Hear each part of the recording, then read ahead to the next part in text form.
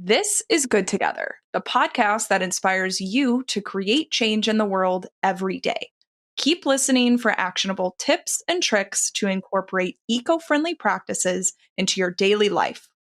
We've been featured by Apple as the #1 podcast for conscious consumers, and we can't wait to welcome you into our community of changemakers. I'm Lisa. And I'm Laura. We're the founders of Brightly.eco, the new platform for conscious consumers. We believe in supporting all creatures, great and small. And our team of experts show you how to live and shop responsibly by sharing world-changing lifestyle ideas, products, and more. To read show notes from Good Together and to browse all of the planet-friendly goodness that we feature, head to brightly.eco/podcast. And to help spread the word about the podcast, tap on this episode and share Good Together with your friends and family. A simple text message helps us grow and create change around the world.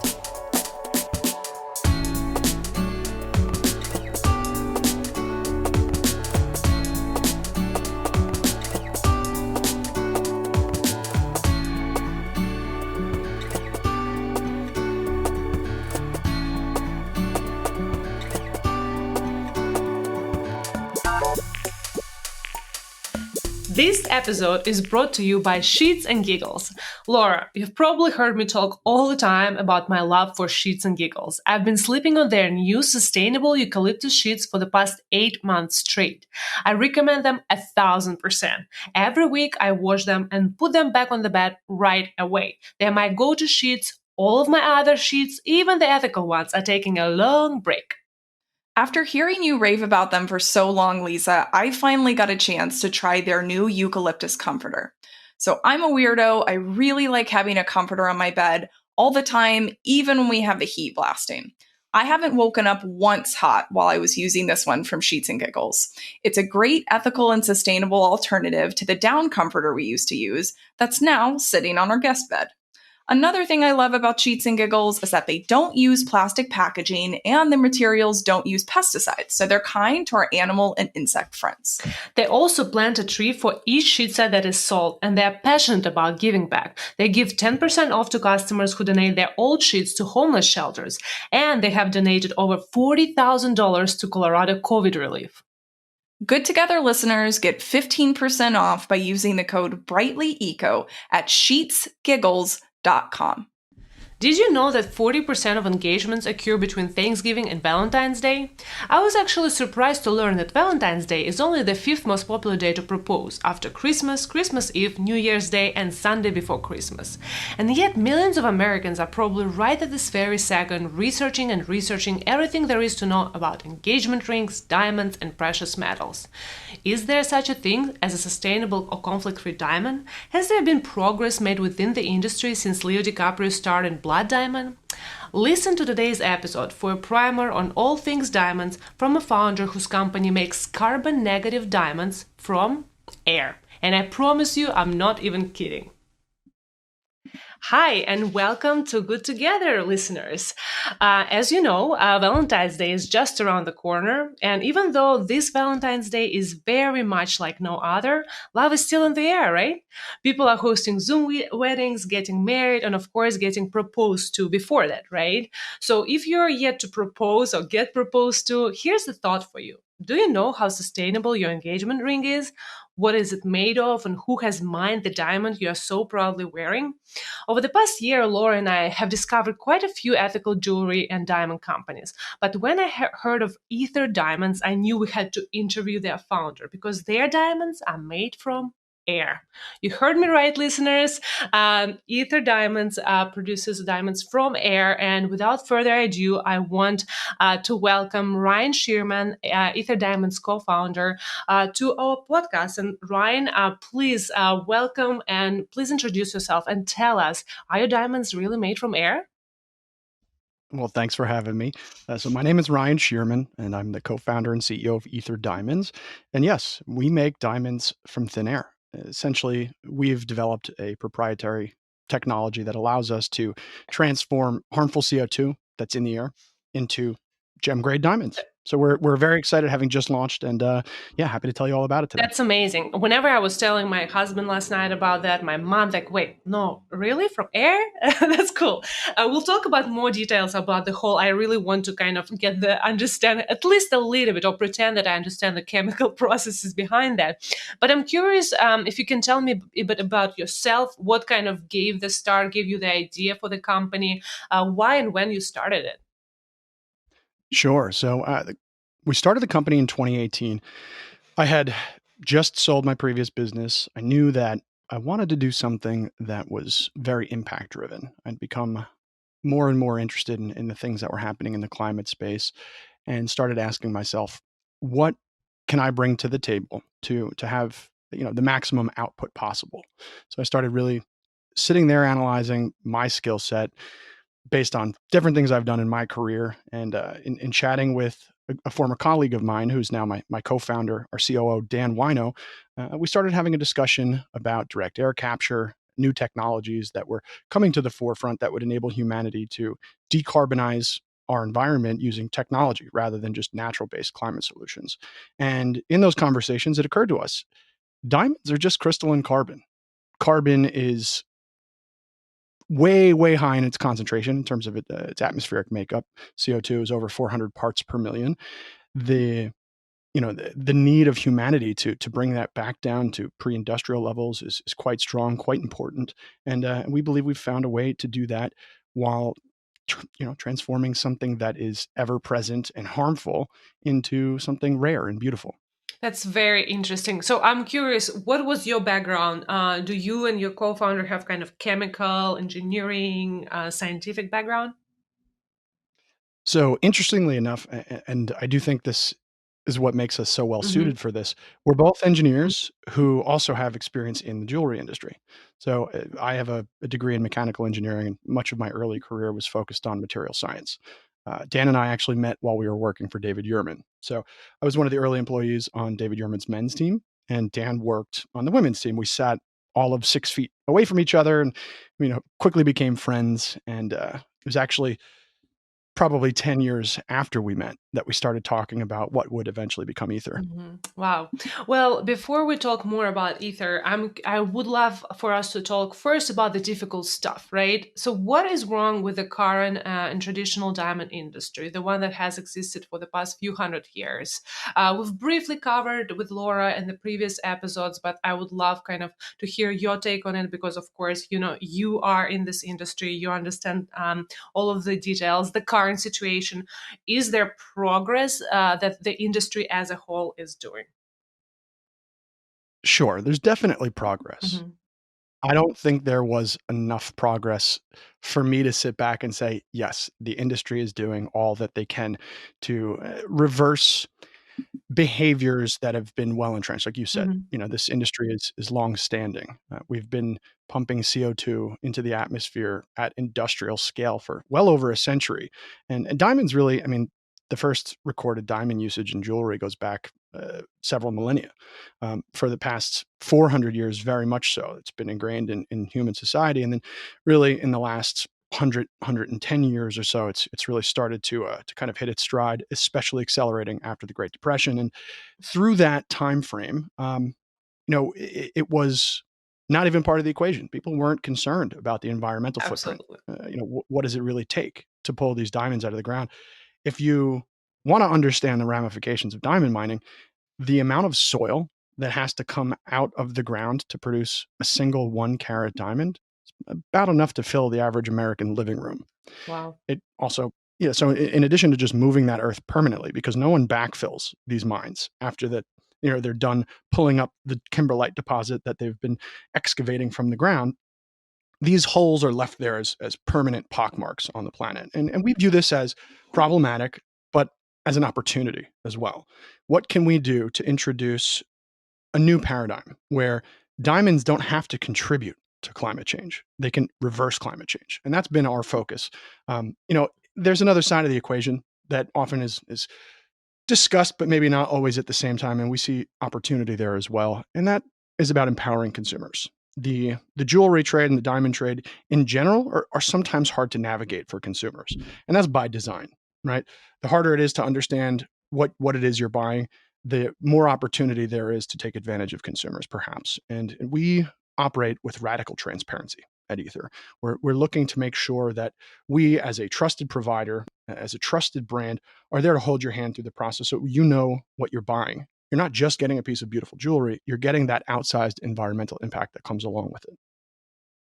Yeah, absolutely. And I wanted to talk about the environmental impact of the diamond industry as well, because usually, like, we've definitely covered at least a little bit the aspects of, of child labor, illegal and unethical mining. But yeah, very interesting to know the environmental impact of the diamond industry too. So let's jump into that next question. You guys say you use the term carbon negative, right? I am kind of starting to understand why you're able to use this term and why your diamonds are actually carbon negative. So can you explain it to us in a bit more detail? What does it mean exactly? How have you been able to achieve this? And was this kind of the main, like the very original goal when you decided to run the company this way? Yeah, so the goal has always been Mm-hmm. to have a significant material impact on the way diamonds are produced from an environmental standpoint. Essentially, you know the term carbon neutral. Everybody's Yeah. familiar with the term.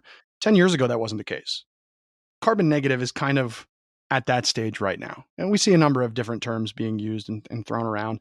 And there is no real unified definition of what carbon negative it is, but there is a generally accepted Mm-hmm. description. So a carbon negative product is one that is produced in a manner where all logistics and operations and all emissions related to that are carbon neutral, right? For us, no matter what we do as a company, when we have to go on a business trip, the flights that we're taking, the car rides that we're taking are creating emissions. So your baseline environmental footprint from those things must be neutralized. Then beyond that, your product must sequester carbon from the environment, and that can come through a number of different ways. So if you simply are doing bad things, emitting a ton of emissions and buying carbon offsets, that's never going to get you to carbon negative. At best, you'll be carbon neutral, and it's a little confusing, frankly. But this is something that people will begin to understand. It'll become much more commonplace. Phrases like carbon negative or uh, climate positive is another phrase that we've used ourselves Mm-hmm. and have seen being used in the climate space more broadly. We are really excited about what we're doing because from an operational perspective, when we talk about transportation, shipping products, things like that, that base case, all of the emissions related to that are totally offset through a number of natural climate solutions that we fund. Right. So this could be things like afforestation and reforestation, mangrove development, regenerative farming. But beyond that, every atom of carbon that makes up our diamonds came directly from the atmosphere. It's a permanent sequestration of what was previously pollution. So this is something we're excited about because utilization of atmospheric carbon is something that has presented a challenge. When we pull carbon out of the atmosphere in one way or another, we have to do something with it. And some of those solutions that are out there today ultimately result in that carbon making their way back into the atmosphere. Imagine I grow a forest and I've pulled all of that carbon out of the air because trees use it to grow.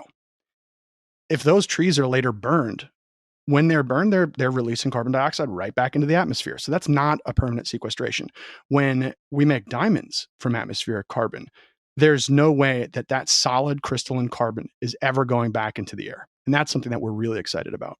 Yeah, no, absolutely. That's really amazing. Like just the whole idea. And again, until I heard about ether diamonds, I don't think it was ever like in my head or anyone who I'm talking to about ether that just a brilliant idea. Take carbon out of the air and create a diamond out of it.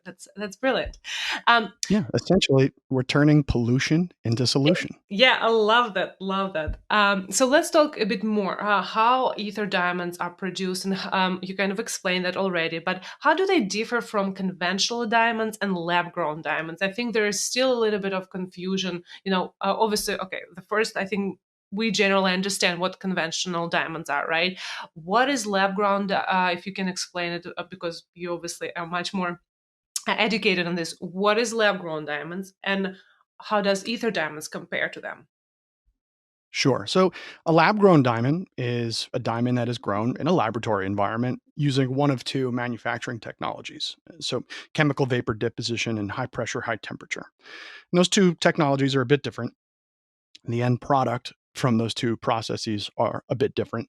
One is better suited for larger stones, one is better suited for smaller stones for a number of reasons. We find lab grown diamonds to be a step in the right direction, right? Mhm. As I said before, Absolutely. there are things that are trending in the right direction from an environmental standpoint. I just didn't think it was going fast enough or going as far as it should be. And ultimately, if I can't trust someone else to do it, it's in my nature to take the reins and do it myself. So that was a big factor in why we wanted to do this. And one of the big fundamental differences here between a regular lab grown diamond and what we do is where the carbon comes from.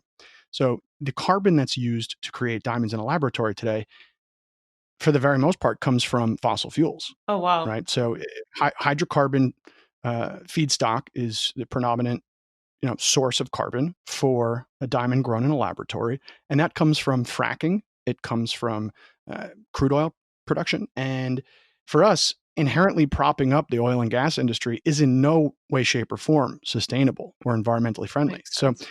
our source of carbon is atmospheric air pollution.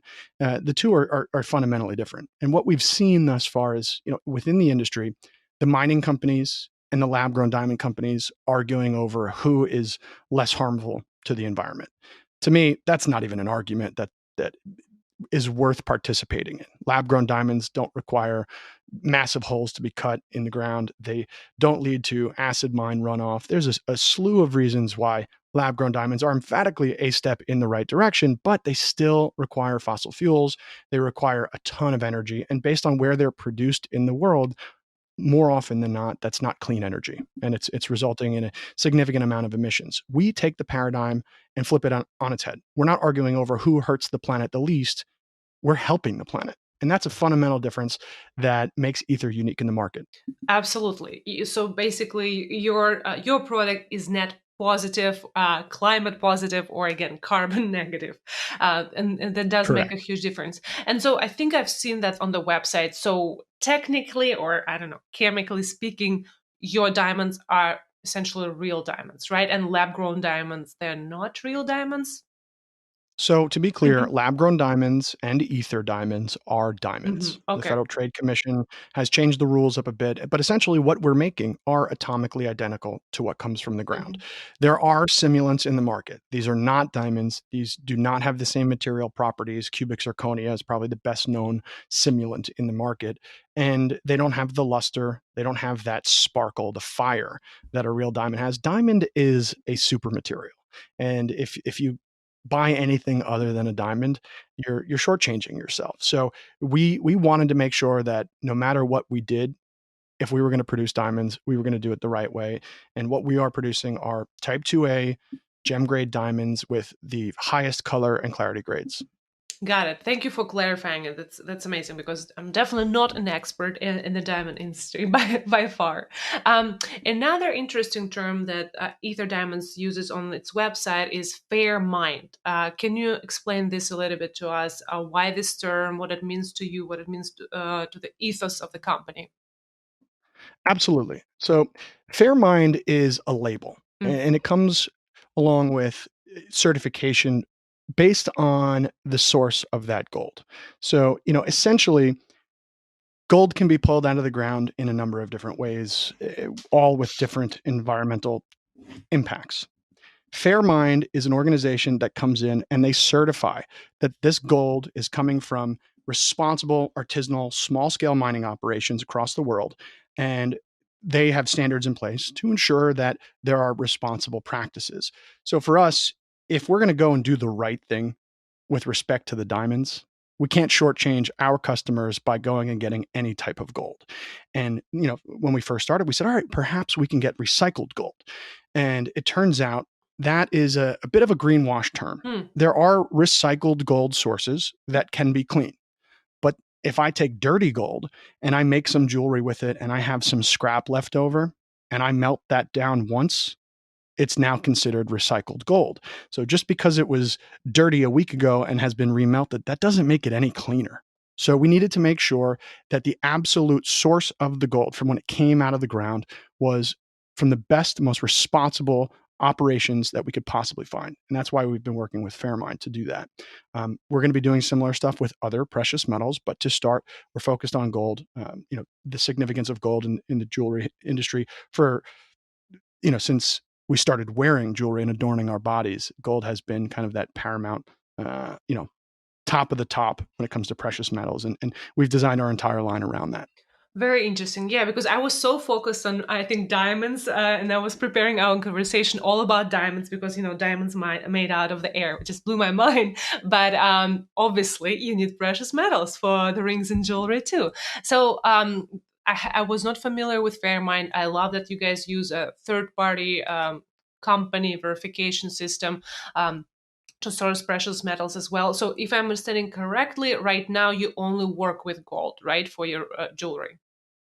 That is correct. We are going to be introducing at least one new type of precious metal that is based off of some really, really amazing and environmentally friendly technology. That'll come later this year. But right now, we're using Fairmine Gold exclusively because, as you said, it's certified, third-party, responsible, and just like our diamonds. And just for, we're not coming out here and making baseless claims around our diamonds. We do have similar third-party certifications around that. So we can kind of know and feel comfortable that the claims that we make across everything we do are of the utmost transparency and legitimacy. Love it. It's super important. So since we're talking about third-party certifications, verifications, we always kind of focus in each episode, we want to kind of educate our consumers and listeners and give them really kind of simple tips on how to kind of make essentially better decisions as consumers, right? So talking about third-party companies, what certifications should our listeners, consumers in general, be looking for when purchasing jewelry, diamonds, rings, and things like that? So Fairmine is one of them. Maybe if you could mention some other known certifications or companies, nonprofits that our audience should know about. So this is where it actually gets a bit challenging. Mm-hmm. I wish there were enough of them for me to be able to mention them, at least within the jewelry industry. Fairmine is great, and what they've done has been fantastic. And there are different degrees of responsibility associated with Fairmine Gold. We could unpack that one for an hour, but frankly, this is a new thing that's kind of coming to the market. There's a company that's called SES, and they build standards into various different industries for responsible manufacturing. They're doing some work right now that we're involved in around setting kind of these rules of thumb. And then on top of that, the groups that verify and grade the diamonds themselves, right? So some of the larger ones in the world would be GIA, the Gemological Institute of America, and IGI, International Gemological Institute. We're having all of our stones graded by IGI. IGI is making strides to ensure that responsible manufacturing from an environmental standpoint is something that is front and center for consumers. So can't really go too deep into the details and stuff because a lot of that is still happening from what we understand. Mm-hmm. But in general, IGI is really kind of setting themselves apart in the industry with kind of a general willingness to partner with brands like us and make improvements to how diamonds are graded beyond just the 4 C's, right? If you've heard of the 4 C's, we envision a future that companies like IGI will have a role in creating where new standards are put in place, and that drives a shift across the entire industry. This episode is brought to you by Shits and Giggles, a company with a punny name but a seriously sustainable mission to make better bedding for everyone.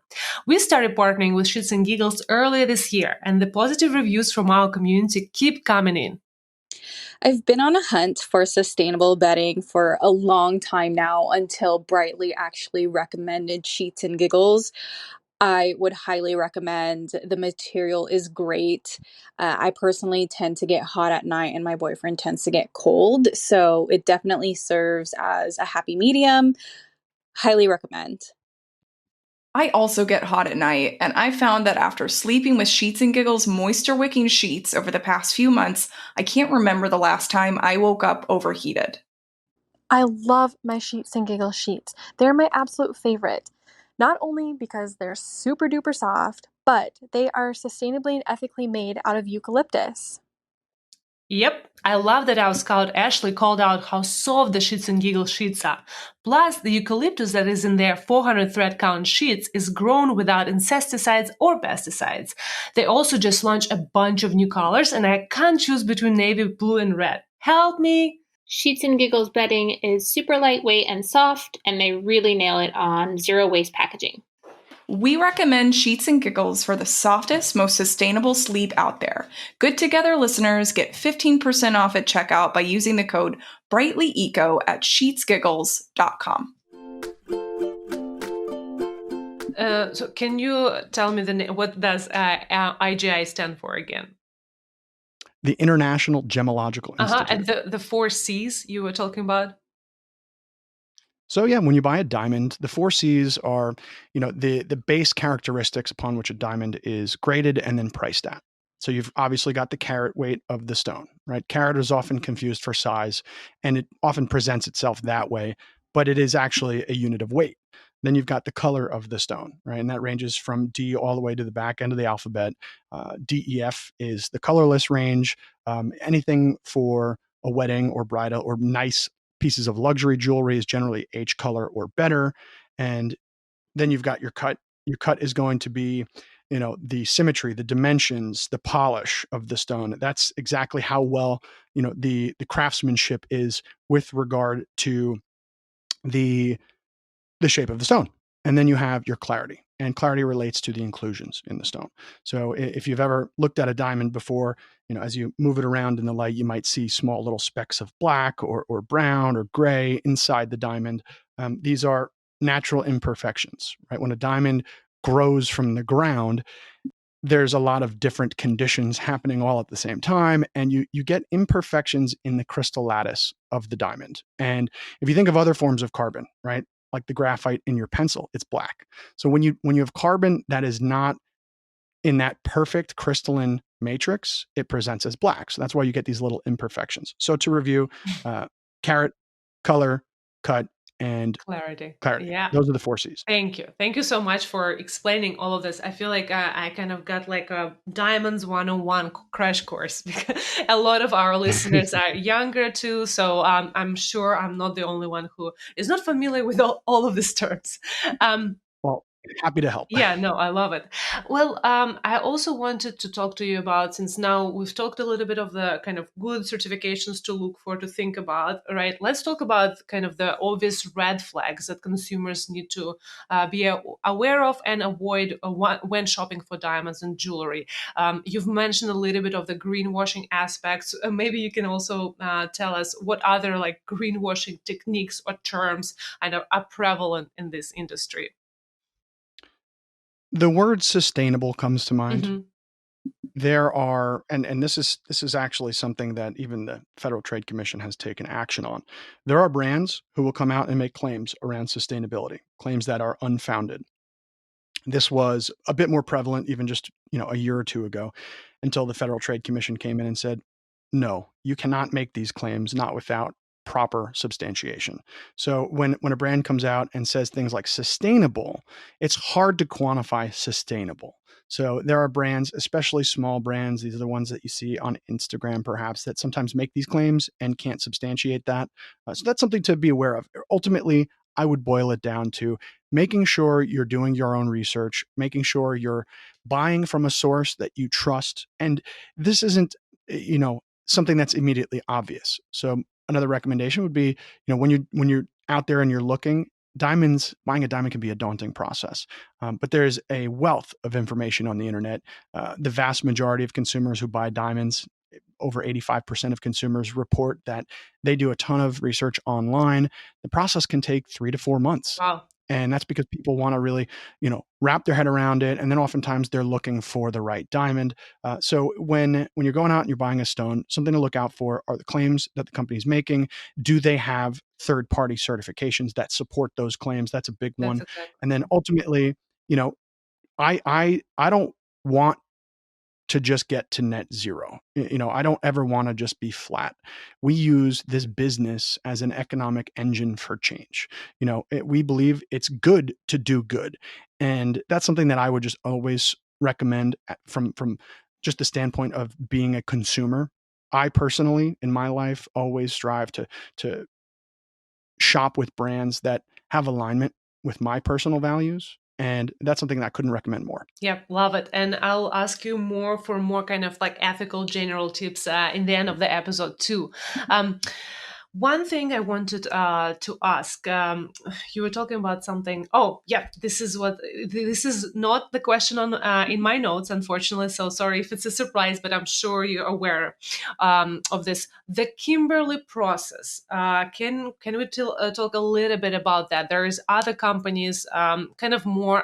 I would not call them ethical necessarily or sustainable jewelry and diamond companies, but I've been seeing a lot of the mention of the Kimberly process, which essentially kind of sort of proves that this company is sourcing their gemstones and diamonds ethically.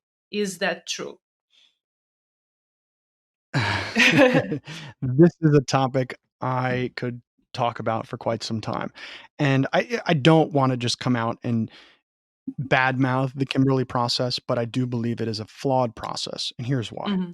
Mhm. When they talk about ethically sourced diamonds, the Kimberly process has absolutely no bearing whatsoever on the environmental Yes, production exactly. of those Mhm. stones. It only ties to human rights abuses. The Kimberly process governs the production of diamonds in areas that are engaged in conflict, right? It prevents conflict diamonds from entering the market, or it's supposed to. And the industry likes to brag, oh, the Kimberly process stops 98, 99% of conflict diamonds from getting to market. And that seems impressive until you realize what that 1 or 2% of diamonds that slip through the cracks looks like. And it's tons and tons of diamonds. So we have illicit diamonds that are hitting the market every day.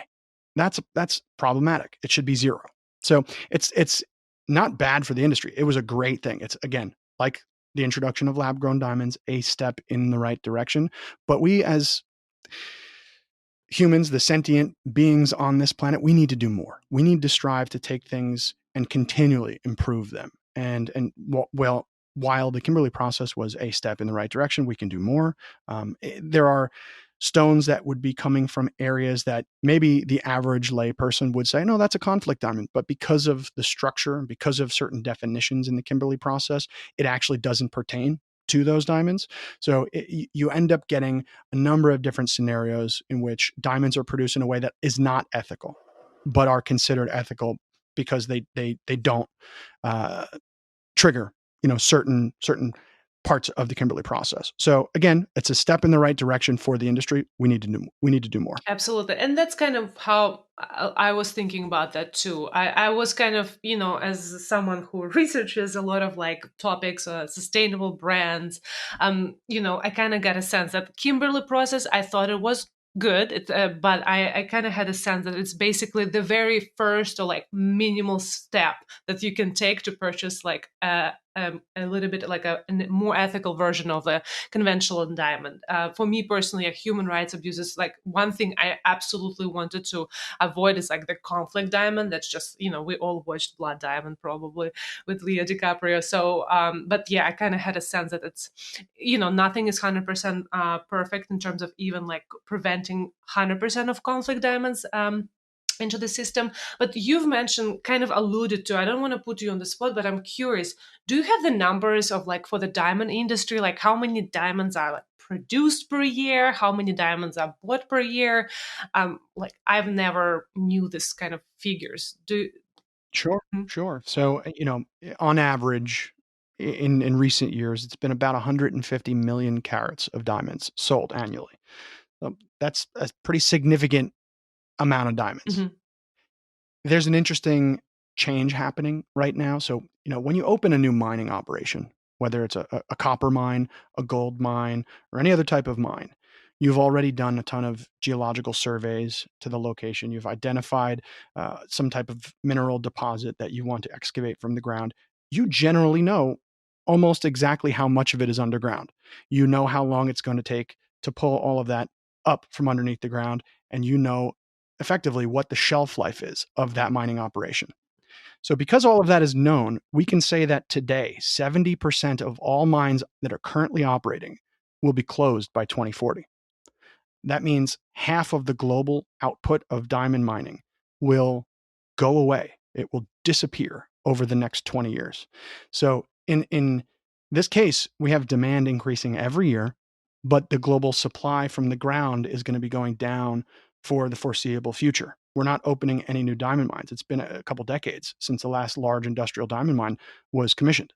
So, this is a great opportunity for humanity to eventually phase out what would otherwise be called conflict diamonds, diamonds that are associated with human rights abuses. There's only so many of those in the Earth's crust. That's a good thing. Exactly. We're going to have to backfill that demand that's continually growing year after year for over With a the century. People population, of love course. diamonds.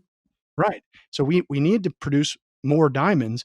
Where are they going to come from? They're going to come from the laboratory. This is the inevitable future of the industry. Right now, if we had to quantify that in terms of dollars, there are different reports. I'm comfortable saying it's about an $80 billion global industry, the diamond jewelry industry. Got it. Well, thank you so much for sharing all of the stats. That's very interesting. And I love kind of how you position the fact that it's a good thing that more mines are not open. I actually didn't know that. And I think it is a great news to us. And yeah, it's very interesting to kind of think about how timely, and it's a good time for us to think about and how to create diamonds in more ethical ways, or hopefully like you guys are doing in a more climate positive and carbon negative ways. So these are all of the questions I had for you regarding Aether diamonds and how your amazing diamonds are produced. But general questions that we love to ask our guests, I have a couple of them for you. And the first one, we love that. Please share 2, 1, 3, however many actionable tips on living ethically with our audience. It can have to do with diamonds, or it can have to do with eating out, or anything. So this is a great question. And my first answer to that is very similar to what I said before. Think about where the products you buy come from. Think about what goes into them. Think about the materials. Do the research. It's kind of amazing as I've leaned more and more into my own personal climate journey over the past couple of years that I've found products that I didn't expect to be harmful to the environment are actually harmful to the environment. And I've worked to phase them out of my life. And that's something I can't recommend more. If I asked someone on the street, do you know what your carbon footprint is? I would venture that the vast majority of people, and I ask people this a lot, would not know. In America, the average carbon footprint is about 16 metric tons. So, what can you do in your life to be more responsible? It's not just about your carbon emissions, but where you source your products. Fast fashion, right? We're not quite a fashion company, but we are fashion adjacent. Yeah. Fast fashion is terrible for the environment. So, before you go and decide you want to buy that outfit, maybe consider what goes into it, where the raw materials came from, where it was produced. That type of actionable thinking will serve you well. I love this. And I think it's super important to think this way because we have been trained, right, for decades to not think where things come from, right? We have been disconnected with the producers, with factories who make our clothes, with farmers who grow our food. So right now we have to, again, train ourselves to think completely different. And yeah, when you are buying this $2 t-shirt from a fast fashion brand, think about the person in a factory across the world who made this t-shirt for you, and think about how few cents they've received for this t-shirt. So it's a great tip and a great reminder again. And another question that I love kind of ending the episodes with, what excites you the most about the ethical and sustainable movement right now? Another great question. Well, I would have to say the community. Love it. Right. So I wasn't around for, I guess, what's referred to as Climate Tech 1.0. We're kind of in this renaissance period as it relates to climate technology and the amount of dollars coming into the space and the community, the overall timing. It has a sense. It feels like we're on the precipice of something. I'll give a shout out to the My Climate Journey community. This was one of the first groups that I became a part of as I was getting into the world of climate, and I've seen that number of people just grow and grow, and the types of people that are attracted to that are so impressive and come from all different walks of life, and it gives me such hope for our future. Love it. I love that you use the word community because listeners, and of course, if you're familiar with Brightly, Brightly is first and foremost is all about community of our listeners, community of our ambassadors. And just like you, I mean, we've been blown away by the growth in the sustainability space, growth in the excitement, not excitement about climate change, but about fighting and really take very specific and timely steps to fight climate change and so on and so forth. So before we end, I would love for you to tell our listeners where they can find your company and anything else you'd like to share before we kind of end our episode. Well, I will say thank you for having me, Of course. first and foremost. This has been really fun. Please check us out on Instagram at Ether Diamonds. And if you want to shop our line, you can head over to etherdiamonds.com and get on the wait list. That wait list has grown quite considerably. So if you want to make sure you're able to get your hands on some of the first carbon negative diamonds, head over to etherdiamonds.com. All right. It's been great talking to you, Ryan. I learned so much, and I know our listeners will learn a lot too. Thank you. Of course. Thanks so much.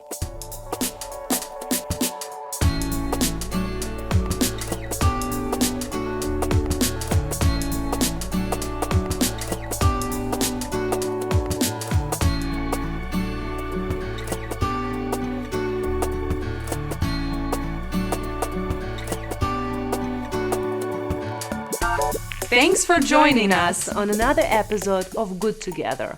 As always, you can get show notes and explore lots more content related to all things eco-friendly living by checking out brightly.eco/podcast. And don't forget to join in on the conversation that's happening on our Facebook group.